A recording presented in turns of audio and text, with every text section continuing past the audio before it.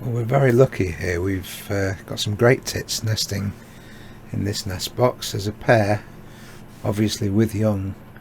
We've been watching them coming in and out, and there'll be more of those later. Down on the ground, blackbird and the greenfinch. You'll hear a long trilling sound all the way through this video, and that's the greenfinches. Can you hear that?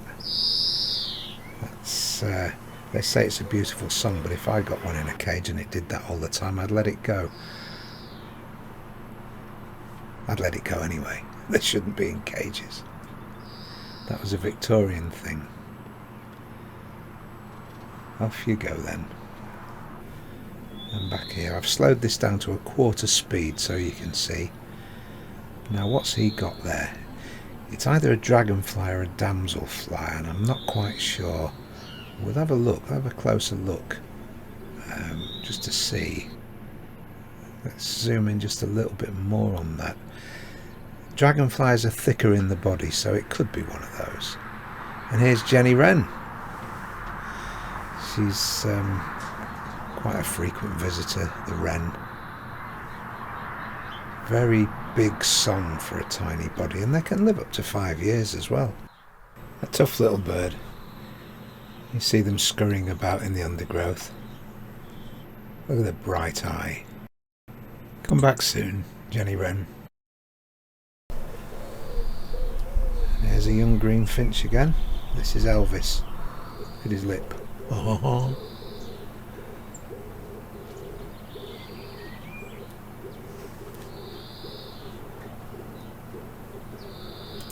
Chloris chloris, the scientific name for the greenfinch.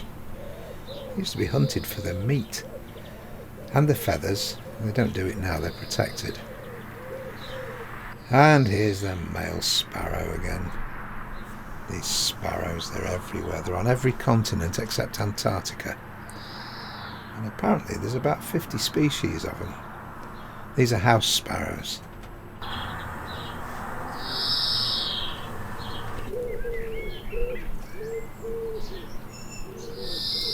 Some species migrate.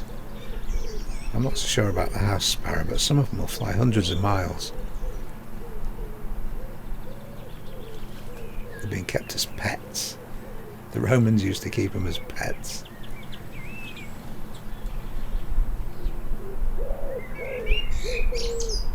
See the importance of leaving water out for them.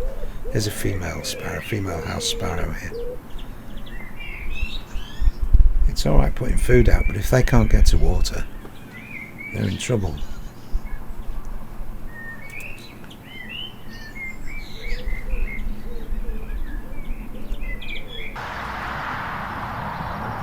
And back to the table. More sparrows. That's a young chaffinch. Very resilient bird, a sparrow. They've adapted well in towns, but in a country garden like this one you'll find hundreds and hundreds of them. They'll eat seeds, insects, berries. They'll even have a go at your dustbin if you leave the lid off.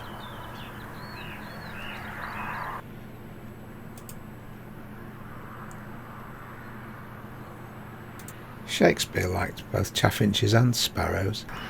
He's got sparrows in Hamlet, chaffinches in Cymbeline.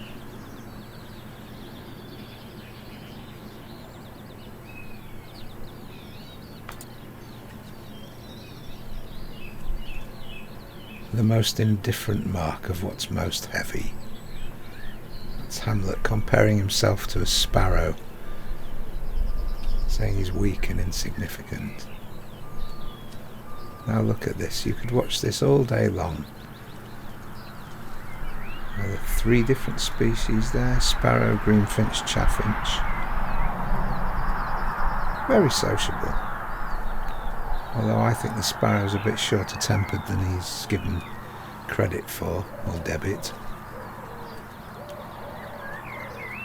They're okay at the moment.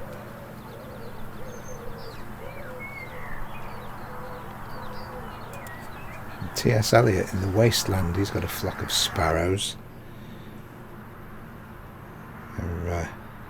a reminder of nature's resilience and how it comes back. I don't think we'll ever get rid of sparrows. Hope not. When I lived in town, that was the most common species of anything that you saw.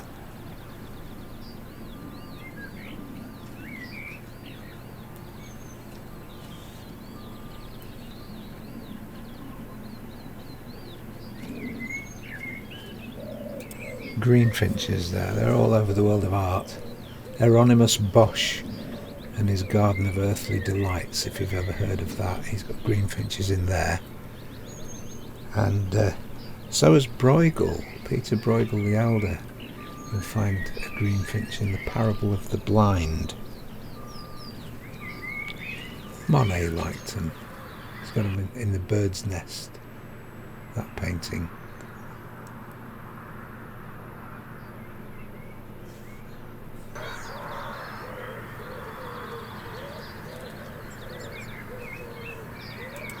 Picasso, of course, he did the sparrow in one line. What do you think of that? Yeah, I don't think it does either, but never mind.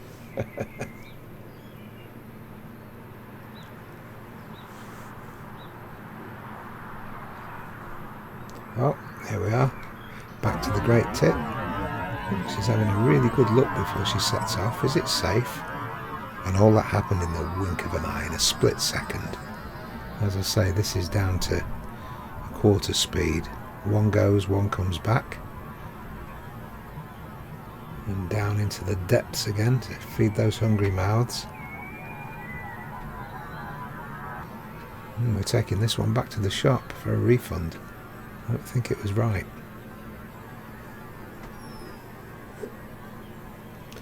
I'm back down on the ground for the little family of greenfinches and of course the ubiquitous sparrow.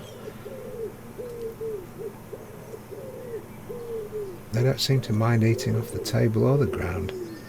It's always all gone by the end of the day.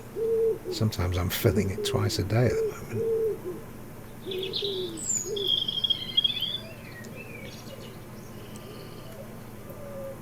Of course the rooks and the pigeons and Algernon the pheasant, they will come and grab as much as they possibly can. They're big birds and they need a lot of food. Oh, back on the bird bath.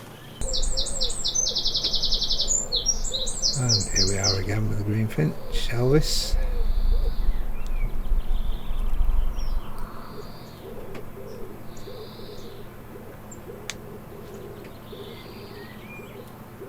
Always watching, always wary.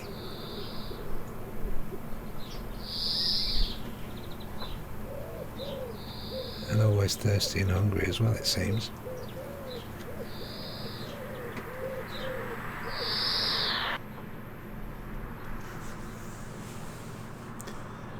I wonder if they recognise each other's faces like we recognise human beings.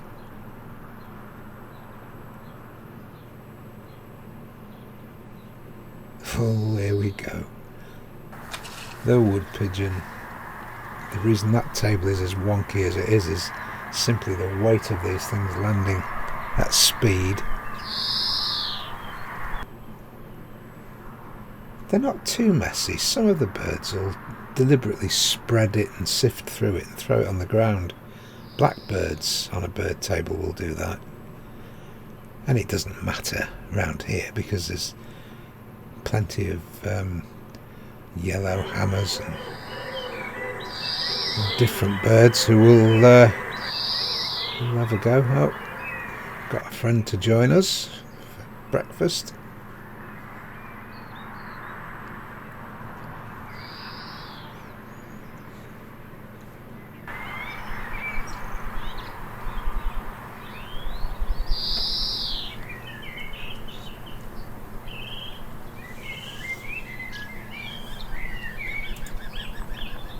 Now here's the thing about wood pigeons that a lot of people don't know. They've got a different experience of colour from us. They can see ultraviolet light, as well as the normal colour spectrum, and that'll help them when they're looking for food and trying to see at night as well. Now, you won't very often see a pigeon eating insects. They're primarily herbivores, seeds and fruit. Their digestive system is different as well. It allows them to get nutrients from the more fibrous materials, plant materials that they find. A lot of other birds couldn't get any nutrition from that, but they can. But they don't have to today. They've got a table full of seed. That one at the back's on lookout duty, I think.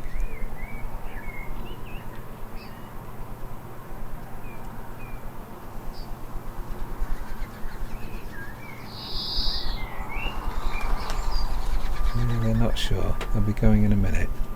They like this table. It reminds them of their nest. They build their own platform nests. You can sometimes see them.